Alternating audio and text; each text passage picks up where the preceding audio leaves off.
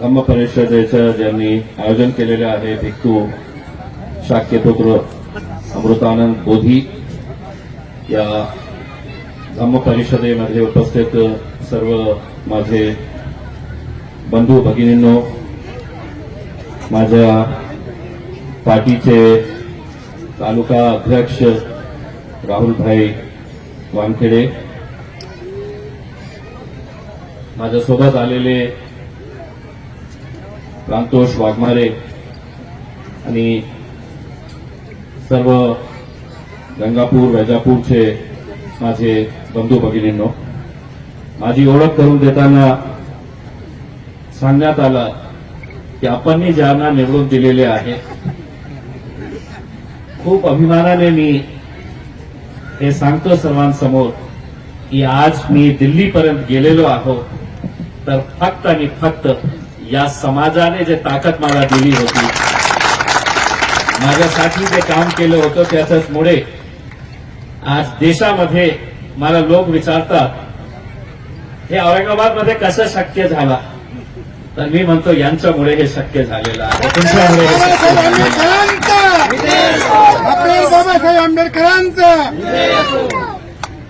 मैं सबसे पहले तो आदरणीय भंते जी से माफी इसलिए मांगता हूं कि भंते जी, दिल्ली में लोकसभा का अधिवेशन चल रहा है लेकिन नहीं भी चल रहा है, क्योंकि बुला तो रहे हैं वहां पे लेकिन कुछ चर्चा नहीं होने दे रहे हैं,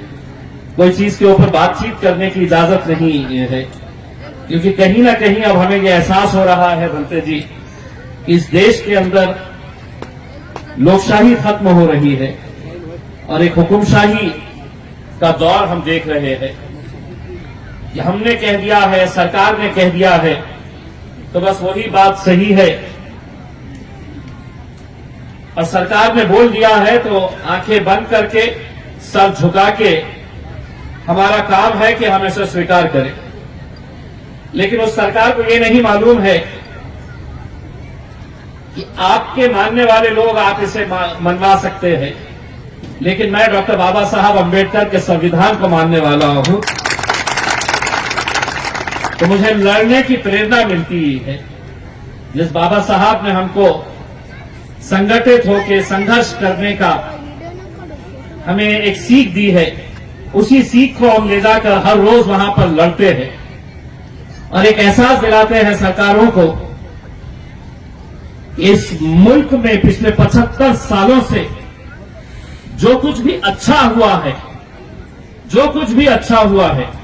आज अलग बात है कि जो भी चीज अच्छी होती है उसका पूरा क्रेडिट मोदी जी कहते हैं कि मेरी वजह से हो रहा है, लेकिन मैं ये मानकर चलता हूं इस देश में 75 सालों के अंदर अगर जो कुछ भी अच्छा हुआ है तो वो संविधान की ताकत की वजह से अच्छा हुआ है, जिसने हम सबको एक मुट्ठी में बांध कर रखा हुआ है। लेकिन आज आप देख रहे हैं कि सिर्फ कुछ बोलने के ऊपर आज सदस्यता रद्द कर दी जा रही है। हमारे वैचारिक मतभेद, हमारे राजनीतिक मतभेद हो सकते हैं और होना भी चाहिए, लोकतंत्र की यही खूबसूरती है, लेकिन अगर कोई ये कहता है कि नीरव मोदी जिसने करोड़ों रुपए का घोटाला किया है,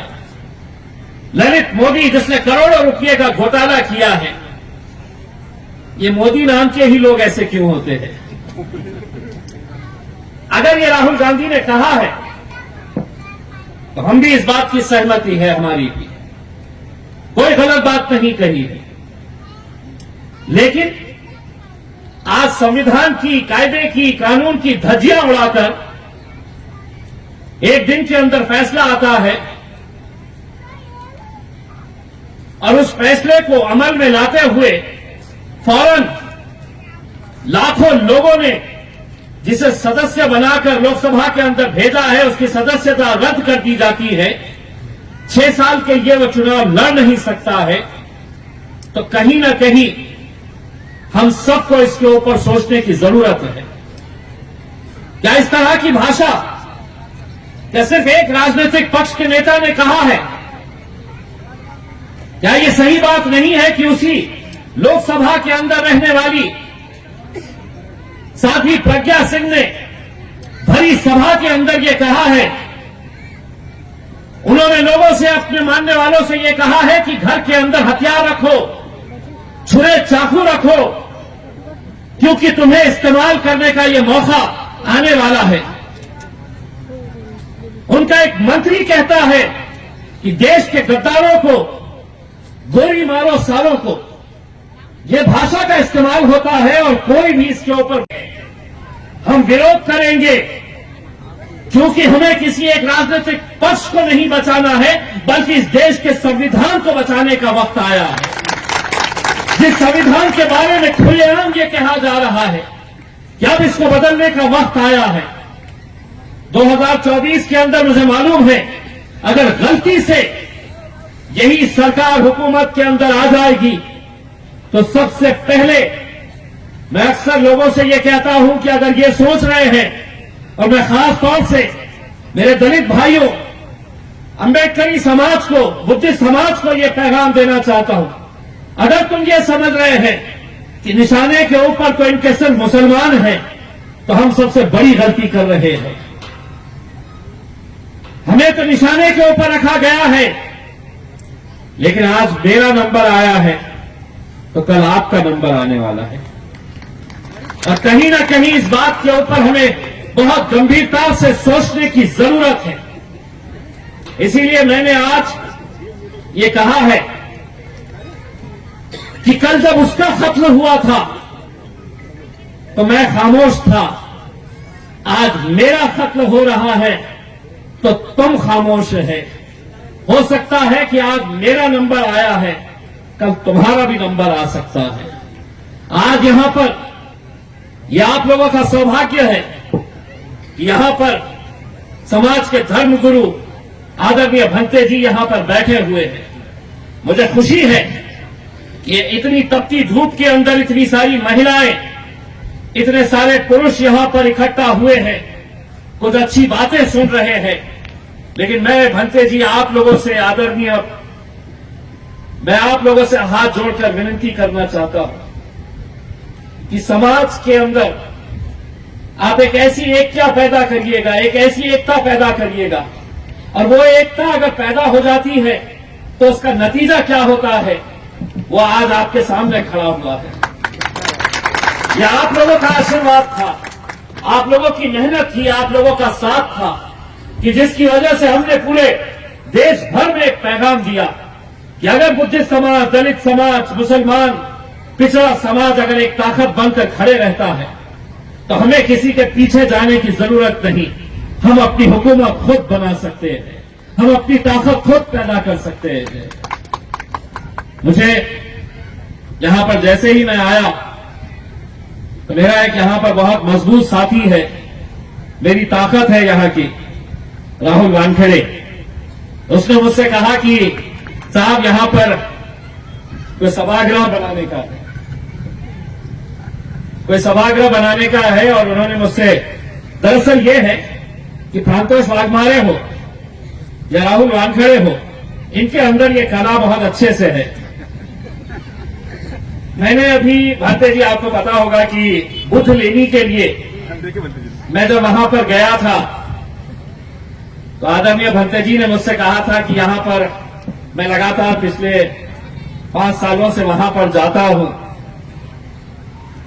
धम्मचक्र प्रवर्तन दिन के मौके के ऊपर। उन्होंने मुझसे कहा कि यहां का हमको ब्यूटीफाई करना है, आप 10 लाख रुपए दे दीजिएगा। मैंने दूसरे ही दिन बुलाया और उन्हें मेरे ऑफिस के अंदर 10 लाख रुपए का चेक दे दिया।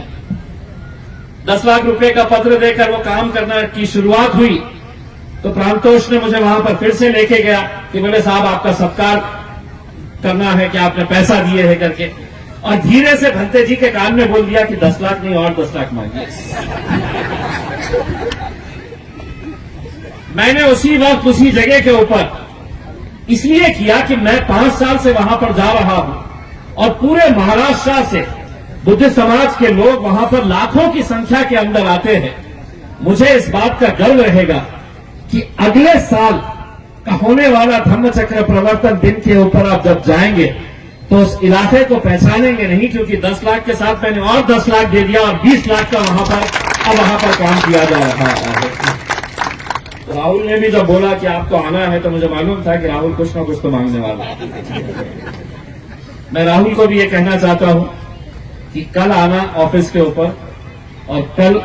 आपने जो मांगनी मुझसे की है उसका पत्र लेकर चले जाना, और इसकी जिम्मेदारी राहुल तुम्हारी रहेगी कि यहाँ पर एक अच्छा जो भी आप बनाना चाह रहे हैं उसका सही तरीके से इस्तेमाल होना चाहिए। मेरी ख्वाहिश यही है कि मैं भंते जी, मैंने तमाम समाज के लोगों को ये बताया हूं और एक बार फिर से आपके पास दोहरा रहा हूं कि पिछले 20 सालों के अंदर इतने बुद्ध विहार, इतने सामाजिक सभागृह, पुतलों का सुशोभीकरण बाबा साहब अंबेडकर जी का हो या गौतम बुद्ध जी का हो। अभी मैंने कुछ दिन पहले एक सिडको में बुद्ध विहार है पवन नगर के अंदर, वहां पर एक कार्यक्रम के लिए मुझे बुलाया गया था और मुझे सबसे ज्यादा खुशी वहां पर इस वजह से हुई थी कि वहां पर उन्होंने मुझसे एक ऐसी मांग की थी कि मैं चाहता हूं कि जहां जहां पर भी आप लोग मुझे बुलाए वो मांग जरूर रखें। उन्होंने मुझसे ये मांगनी की थी कि एक वाचनालय हमको बनाकर दीजिएगा करके, क्योंकि हमारे बच्चे यूपीएससी और एमपीएससी की पढ़ाई शिक्षा हासिल करना चाहते हैं। एक वाचनालय बनाकर दे दीजिएगा। पवन नगर के अंदर जाइएगा, एक बहुत ही खूबसूरत वाचनालय वहां पर बन चुका है। आपके आशीर्वाद और आप लोगों की मौजूदगी के अंदर उसका उद्घाटन हम कुछ दिनों के अंदर करने के लिए जाएंगे। तो हमें खुशी इस बात की है कि मैं 20 सालों के अंदर इतने सारे काम नहीं हुए होंगे। मैं जिस समाज का ऋणी हूं और जिस समाज का जिंदगी भर एहसानमंद हूं कि आपकी वजह से आज आपकी आवाज बनकर मैं दिल्ली के अंदर लड़ता हूं, तो मैं आपका कर्जदार हूं और उसका कर्ज अदा करने के लिए मैं, मेरा 5 साल का जब टर्म खत्म होगा तो मैं आपको लिखित के अंदर दूंगा कि कितने काम मैंने इस समाज के लिए किया है, कहां कहां पर बुद्ध विहार बनाए गए हैं, कहां कहां सभागृह बनाए गए हैं। और आपको मैं यकीन के साथ, ये दावे के साथ कहता हूं कि 20 साल में इतने बनाए नहीं गए हैं जितने मैं 5 साल के अंदर यहां पर बना। और ऐसा नहीं है ये मैं अपने जेब से कर रहा हूं, ये खासदार का फंड होता है और उसके अंदर ये लाजमी होता है कि वो फंड का इस्तेमाल आप ऐसी बस्तियों के अंदर खर्च करें। किसी भी तरह से आप खर्च कर सकते हैं। मैं पूरा का पूरा जितना फंड है पूरी ईमानदारी के साथ लगाता हूं, खर्च करता हूं। अभी रास्ते में आते वक्त मैं प्रांतों से पूछ रहा था कि उसका काम कहां तक चल रहा है करके। उसने मुझे यकीन दिलाया है कि आप खुद देखेंगे तो पहचानेंगे नहीं। मुझे मालूम है आप लोग भी वहां पर जाते हैं बुद्ध लेनी के उसमें, आप नेक्स्ट टाइम जाएंगे तो इतना तो मुझे यकीन है कि आप मुझे जरूर आशीर्वाद देंगे कि आपके आशीर्वाद से जिसने आज दिल्ली का रास्ता देखा है, दिल्ली के पार्लियामेंट के अंदर जाकर बैठ रहा है, लड़ रहा है, ये सब आप ही लोगों की वजह से हो रहा है। इसलिए मैं आप लोगों का तहे दिल से शुक्रिया अदा करना चाहता हूं और ये कहना चाहता हूं कि हम सबको इस देश के अंदर जो भी गलत हो रहा है उसके खिलाफ लड़ने की जरूरत है, उसके खिलाफ आवाज उठाकर पूरी बुलंद आवाज के साथ लड़ने की जरूरत है। क्योंकि हम जिसे मानते हैं, गौतम बुद्ध हो या